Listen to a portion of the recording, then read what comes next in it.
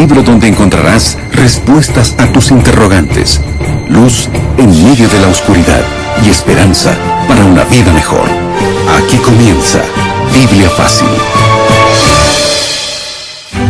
Bienvenido, está comenzando un nuevo episodio, un nuevo capítulo de Biblia Fácil. Y qué alegría poder siempre acompañarte en este momento y como siempre con Biblia en mano para juntos estudiar la Biblia.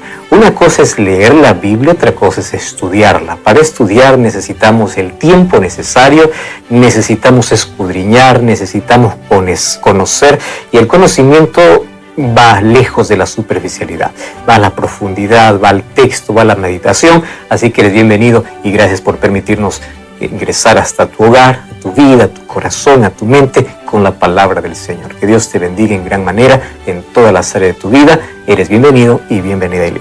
Pastor, qué gusto poder saludarle y saludar a nuestros amigos que programa tras programa se suman a este espacio para juntos abrir la palabra de Dios. Así es, y ya sabes que en este programa estamos ofreciendo un material extraordinario llamado La Cura del Pecado.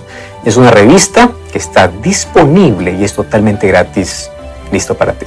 Así es, Pastor Joel, amigos, este material que yo tengo aquí en mis manos titulado La Cura del Pecado es el material que estamos estudiando, desarrollando en esta temporada aquí en Biblia Fácil, así que tú puedes tener este material en tus manos y acompañar cada uno de los programas, temática a temática, así que puedes solicitar este material que está a tu disposición de forma totalmente gratuita. Pastor Joel, ¿cómo nuestros amigos pueden obtenerlo? Es muy simple, todo lo que tienes que hacer es ingresar ahora a WhatsApp y enviarnos un mensaje a este número, más 5512 9810 1460, o también puedes ingresar a estudielabiblia.com.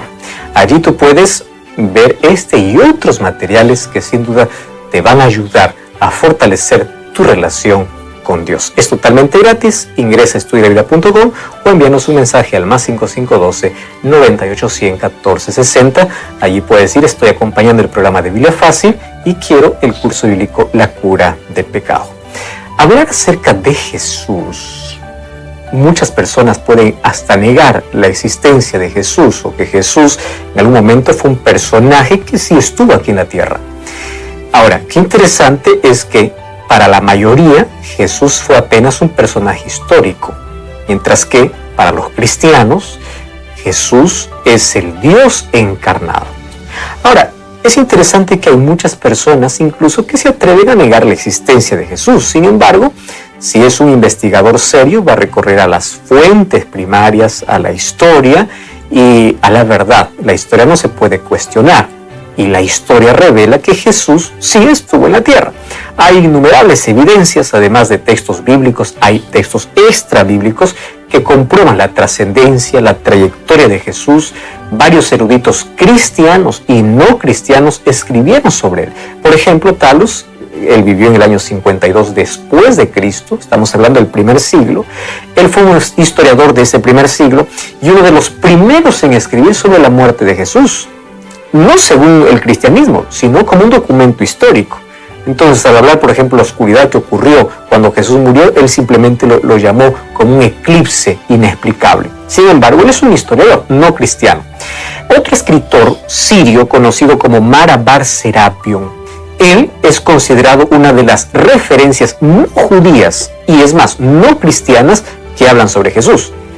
Allí en la segunda mitad del siglo I, él escribió desde la cárcel una carta para su hijo en la cual mencionaba la muerte de Jesús. Estamos hablando de historiadores no cristianos. Otro que es renombrado historiador, respetado dentro del mundo académico es Flavio Josefo. Flavio Josefo fue un judío que vivió entre el año 37 y 97 después de Cristo. Entonces, él fue el consejero del general romano Vespasiano, que luego se convirtió en el emperador de Roma. Y obviamente que la arqueología ha comprobado que la historia que Josefo escribía, pues era tan real. Y él se convierte en un escritor no cristiano, obviamente no era cristiano, que habla sobre la historicidad de Jesús. Otro historiador, por ejemplo, es Tácito, que vivió entre el año 55 y 120 después de Cristo, estamos hablando todo del primer siglo. Él es conocido como el mayor historiador de la antigua Roma y él escribió acerca de Christus o Cristo, finalmente que sufrió la pena durante el reinado de Tiberio en manos de Poncio Pilato. Estamos hablando de documentos extra bíblicos. No hay dudas, obviamente, que Jesús es un personaje que por la historia está comprobada su existencia. Sin embargo, la pregunta es, ¿cómo puedo saber que un personaje histórico, que es valorado por los historiadores, puede ser realmente Dios? Hay una evidencia. Y es que en la Biblia yo encuentro que 500, 600 o 1500 años de su nacimiento ya habían profecías que hablaban de quién era aquel que iba a venir como Salvador. Todas las profecías apuntaban ¿a quién? A Cristo. Y si las profecías apuntan a Cristo, me da dos cosas. Número uno, la Biblia es verdadera, que se adelanta y nos muestra el futuro. Y número dos, Jesús es Dios, porque si la Biblia es palabra de Dios, mostraba a Cristo como el Salvador o al Dios encarnado. Y hoy queremos ver algunas de esas profecías que anunciaban el nacimiento de Jesús. Antes de abrir la Biblia, ora conmigo. Gracias, Señor, por tu palabra, y hoy queremos una vez más abrir tu palabra para que puedas iluminar nuestra mente, que puedas guiarnos y hoy podamos conocer un poco más acerca de nuestro Salvador. Danos tu bendición, tu Santo Espíritu nos guíe en el nombre de Jesús. Amén. 7 respuestas a 7 preguntas en 7 minutos. Amigos, estamos listos para poder comenzar a desarrollar el tema del día de hoy. Por cierto, ya el tercer tema de esta serie de estudios en esta temporada aquí en Biblia Fácil. El título del tema del día de hoy es Un Salvador Prometido. Y sí, vamos a conocer un poco más sobre Jesús, sobre la figura de Jesús. Y cuando hablamos de Jesús, existen tantos debates, tantas dudas. Y qué bueno, porque vamos conociendo así un poco más sobre la magnífica figura de Jesucristo. Cuando vamos a hablar del nacimiento de Jesús, ese Jesús que dejó el cielo, la gloria del cielo y vino a este mundo como un simple bebé. Cuando hablamos del nacimiento, Pastor Joel, existen muchos debates dentro del mundo religioso sobre qué fecha realmente nació Jesús. No nació en diciembre, que sí, que no. ¿Qué nos dice la Biblia sobre dónde y cómo sería en sí el nacimiento de Jesús? La verdad, la Biblia no expresa una fecha específica, pero sí el lugar donde nacería, y es una profecía que muchos años atrás de su nacimiento se predijo. El libro de Miqueas capítulo 5, versículo 2 dice así: Tú, Belén Efrata, pequeña entre los millares de Judá, de ti saldrá el que será Señor en Israel. Sus orígenes son desde el principio y desde los días de la eternidad. Está hablando de un Dios eterno. ¿Quién es eterno? Obviamente Dios. Ahora, cientos de años antes del nacimiento de Jesús, la Biblia, a través de varios profetas, entre ellos Miqueas, Isaías, Zacarías, hablaban acerca del nacimiento de Jesús. Y aquí Miqueas dice, ¿dónde van a nacer? Pues en Belén. Y así sucedió. Cuando vamos a Mateo capítulo 2, versículo 1, allí dice, Jesús nació en Belén en los días del rey Herodes, y allí vinieron del oriente algunos magos. Entonces, las profecías también anunciaban de que nacería de una virgen, según Isaías capítulo 7, versículo 14. Y Lucas habla la confirmación de esta profecía en Lucas 1, 34 y 35, que el nacimiento de Jesús obviamente fue sobrenatural, porque no fue resultado de la unión de un óvulo humano y un espermatozoide de un hombre y una mujer, ¿no? Simplemente fue el Espíritu Santo actuando para que traiga a la existencia al Salvador a través de María. Ahora, es interesante que los profetas no solamente predijeron su nacimiento, sino también cuál será el ministerio de Jesús. Y hay tantas profecías que incluso anuncian que Jesús no era un mero simple ser humano, un humano más sobre este mundo, sino sería el Salvador y sería el Dios hecho hombre. Pastor, cuando vamos a la Biblia encontramos que parece, o no sé si esto es lo correcto, y por eso vamos a aclarar en este programa esa duda. Jesús tiene diferentes nombres. Hay un nombre correcto por el cual llamarle, Manuel, Jehová, en sí. ¿Cómo sería este asunto del nombre de Jesús? Hay muchas personas que entran en discusiones acerca de Yeshua, Joshua, Jesús. Pues mira, la Biblia, cuando habla acerca de los nombres de Dios, nosotros vamos a encontrar que a Jesús en el Antiguo Testamento se le llama Jehová, Hay muchas evidencias sobre ello al comparar el Antiguo y el Nuevo Testamento. Así que colocarse en discusión por el nombre de Jesús realmente no tiene sentido. ¿Por qué? Porque tiene varios nombres. Por ejemplo, el libro de Isaías capítulo 7, versículo 14, presenta un nombre para Jesús. Dice así: por tanto, el Señor mismo nos dará una señal, la Virgen concebirá y dará a luz un hijo, y se llamará Emmanuel. Y Emmanuel, ¿qué significa? Dios con nosotros. Así de simple. Entonces, uno de los nombres de Jesús sería Emmanuel. Emmanuel, ¿qué significa? Dios con nosotros. Al decir Dios con nosotros, el libro de Juan capítulo 1 diría lo siguiente: que el creador del mundo, el Dios, se encarnó. Dios descendió a vivir con los seres humanos. Se rebaja para asumir una naturaleza humana y así rescatar al ser humano. Entonces, en lugar de discutir qué nombre sí, qué nombre no, necesitamos aceptar a Jesús como el Salvador.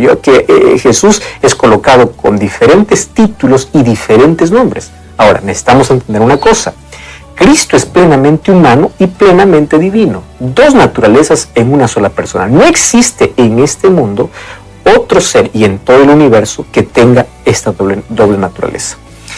Cuando hablamos del Padre y del Espíritu Santo, solamente tiene la naturaleza divina. Cuando hablamos de Jesús, es el único que tiene la naturaleza divina humana, porque Él se encarnó. Digamos que Él se minimizó, se hizo tan pequeño y insignificante como ser humano, y al tomar la humanidad semejante a la nuestra, Él pasó a ser tentado, sufrió nuestro dolor, murió por nuestros pecados. Por su naturaleza divina, obviamente, que Él poseía vida en sí mismo, y es por eso que Él podía ofrecerla muriendo en la cruz del Calvario. Sin embargo, Él tenía vida en sí mismo. Entonces, el cielo y la tierra se unieron en un lazo que va a durar por toda la eternidad, porque hubo alguien, un ser divino, que se hizo humano. Entonces podría sostener la mano del Padre y la mano del hombre.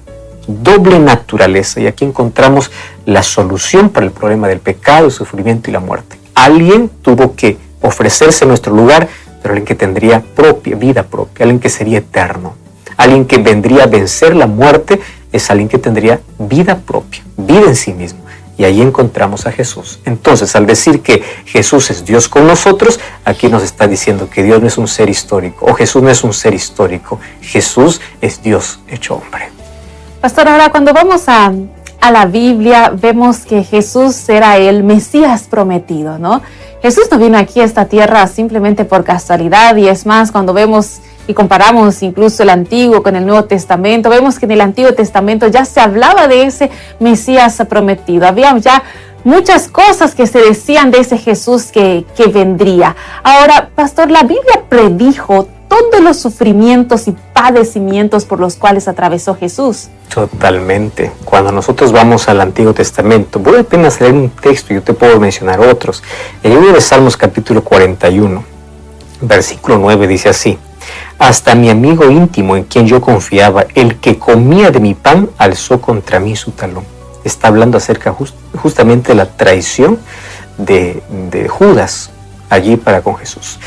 Y cuando vamos a Zacarías 11:2, Isaías 56, Salmos 22:6, habla sobre todos los acontecimientos que sucederían en la muerte de Jesús. Ahora, es interesante, cientos de años antes del nacimiento de Jesús, ya la Biblia dice que sería traicionado.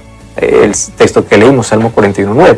Y esto se cumplió obviamente en Mateo 26:15 y 27:3 y 9. Uno de sus discípulos, a quien Jesús mismo luego lo va a llamar amigo, a quien vienes, fue quien lo traicionó.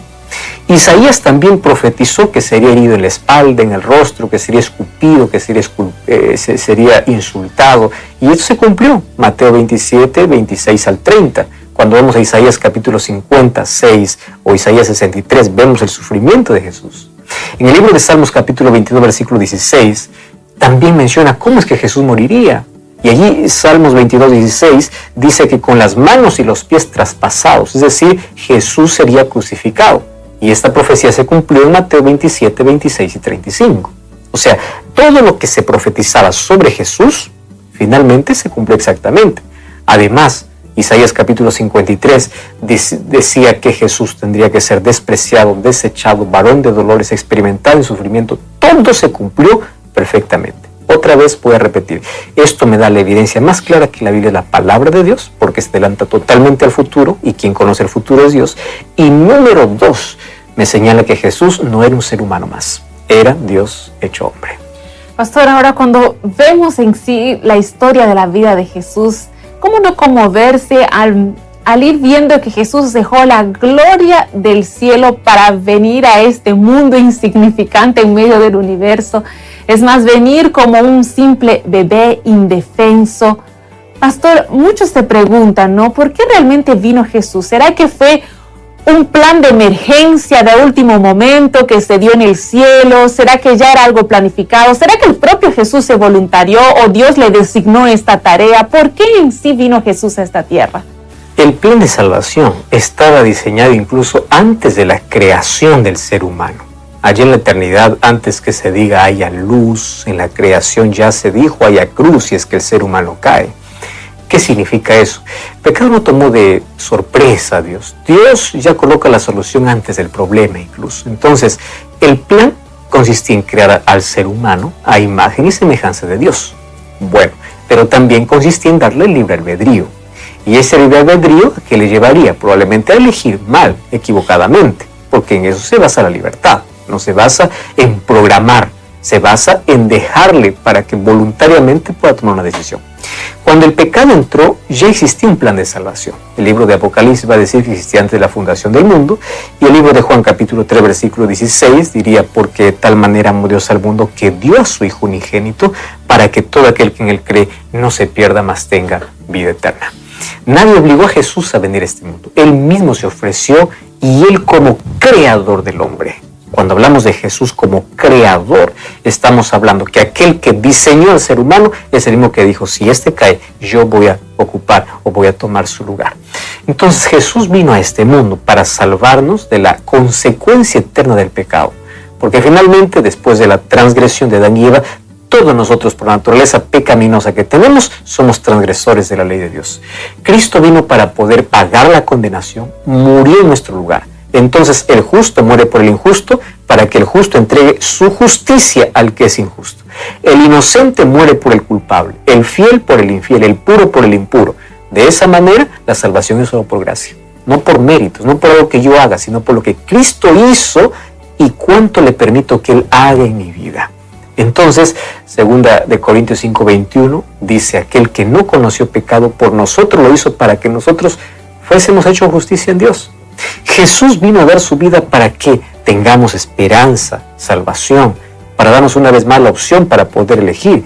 Y gracias al sacrificio de Jesús, hoy podemos tener libertad para poder elegir cuál será finalmente nuestro destino. Finalmente Jesús vino para poder devolvernos todo lo que el diablo nos quitó y todo lo que el pecado nos robó. En Él tenemos toda nuestra esperanza. Para eso Jesús vino a este mundo.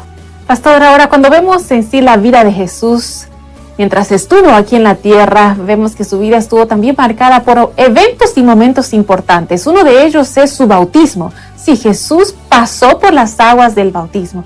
Ahora, después de ese momento tan especial, tan crucial, que fue su bautismo, ¿a dónde el Espíritu Santo llevó a Jesús y por qué? Una de las cosas interesantes que necesitamos comprender es que los seres humanos necesitamos el bautismo, porque el bautismo es el resultado de arrepentimiento. Mas Jesús no necesitaba arrepentirse de nada porque Él no cometió ningún pecado.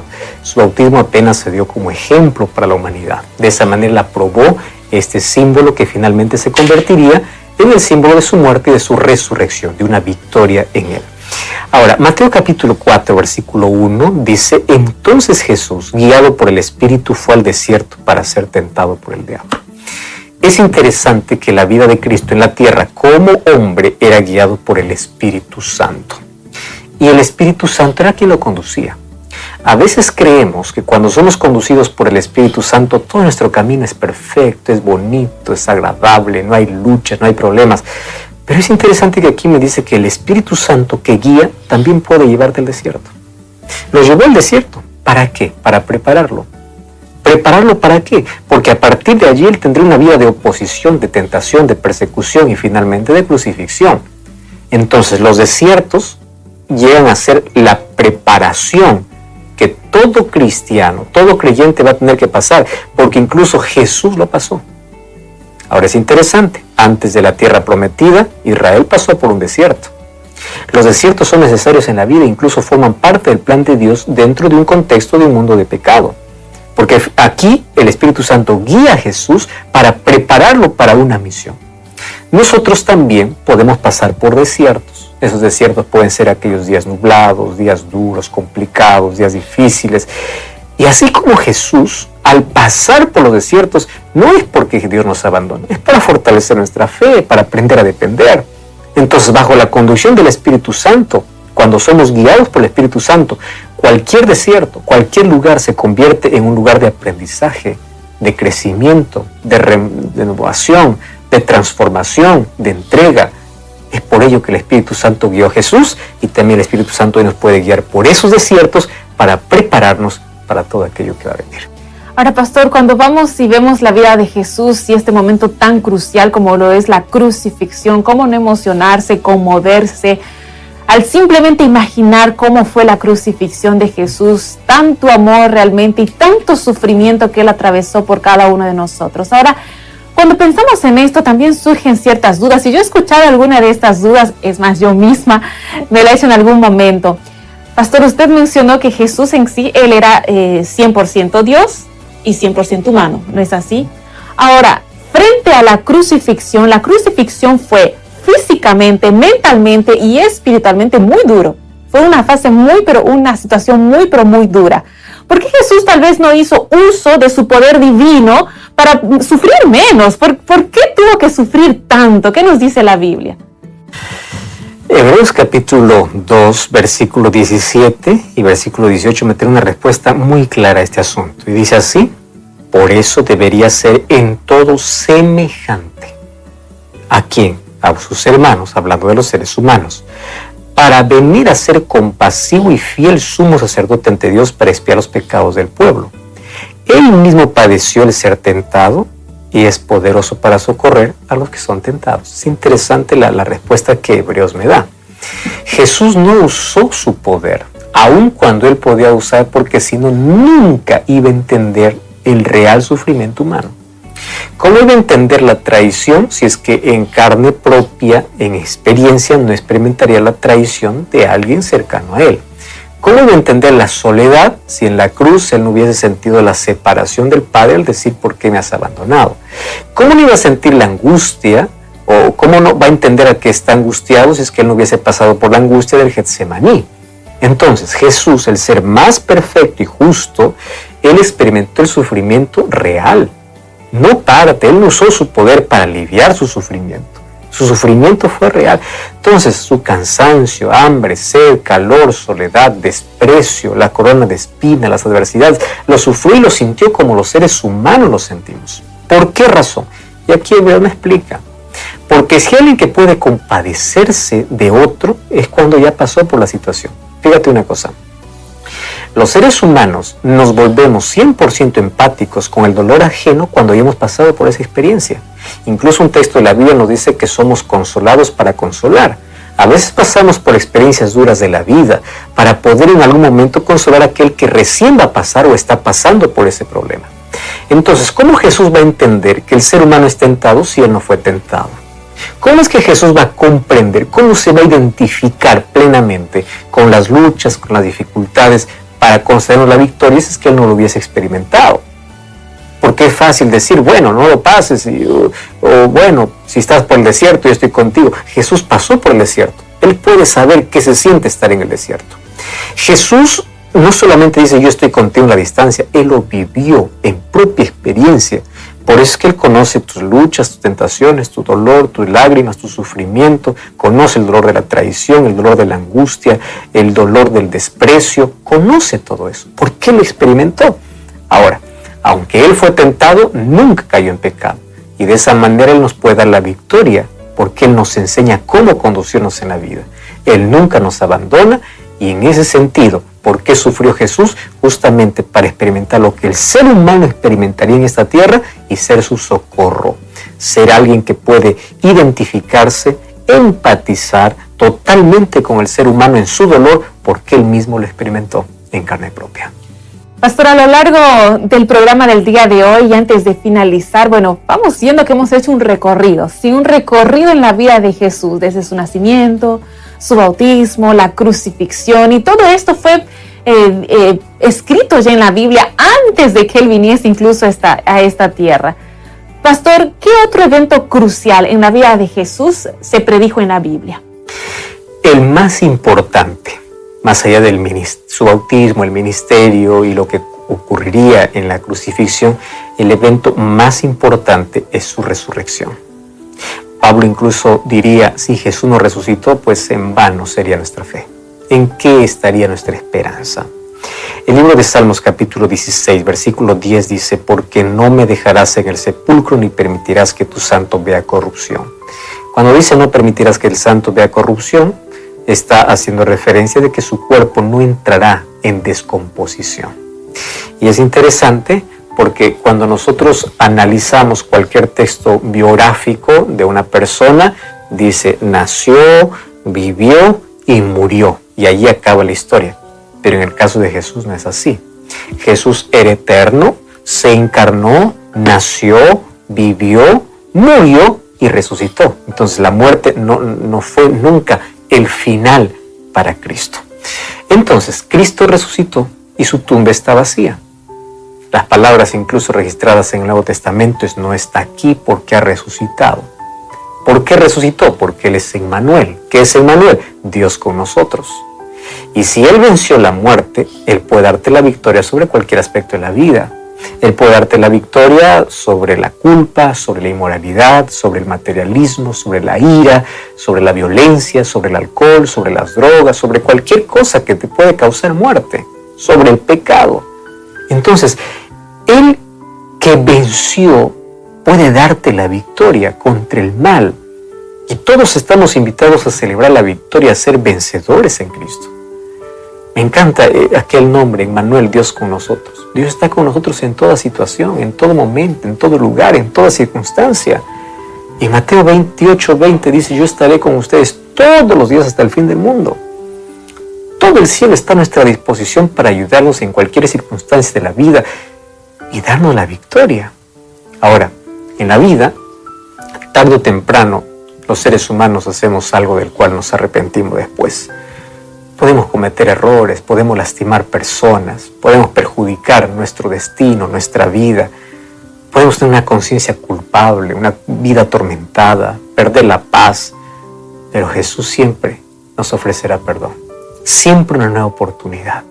Todos podemos tener hábitos que nos incomodan, perjudiciales, que nos acaban, pero todos en Cristo podemos ser transformados. Todos en Cristo podemos ser transformados y salvados. Qué interesante que hoy comprendimos que si el Antiguo Testamento, como palabra de Dios, anuncia la venida de un Salvador con detalles específicos de su ministerio, significa que Él es Dios y la Biblia es la palabra de Dios. Entonces uno tiene dos opciones en la vida, o aceptarlo o rechazarlo. Finalmente, cada uno determina. Las palabras de Jesús es ánimo. Yo he vencido al mundo, yo puedo darte la victoria. Y si tú permitas que Cristo sea tu Salvador, a partir de hoy podrás experimentar el mayor cambio en tu vida. ¿Lo aceptas? Ora conmigo. Gracias, Señor, por tu palabra y gracias por mostrarnos el camino de salvación. Gracias por enseñarnos a depender de ti. Gracias porque conocemos más de tu amor y hoy, frente a ti, solamente tenemos dos opciones, o aceptarte o rechazarte. Elegimos aceptarte porque en ti está nuestra esperanza, nuestra vida, en ti está nuestra fe, está todo lo que necesitamos. Sana nuestras heridas, danos la victoria, danos vida y vida eterna. Colocamos nuestro corazón en tus manos. Acepta nuestra entrega en el nombre de Jesús. Amén. Amigos, es con esta entrega y con este deseo de nuestros corazones que llegamos al final de nuestro programa del día de hoy, Pastor Joel. Quiero agradecerte como siempre por permitirnos acompañarte, siempre invitándote para que busques una iglesia adventista del séptimo día para poder continuar comprendiendo el plan que Dios tiene para tu vida. Dios te bendiga y te guarde. Nos encontramos en el próximo capítulo de Biblia Fácil. Así concluimos. Biblia Fácil. Continúa en sintonía de Radio Nuevo Tiempo. La voz de la esperanza.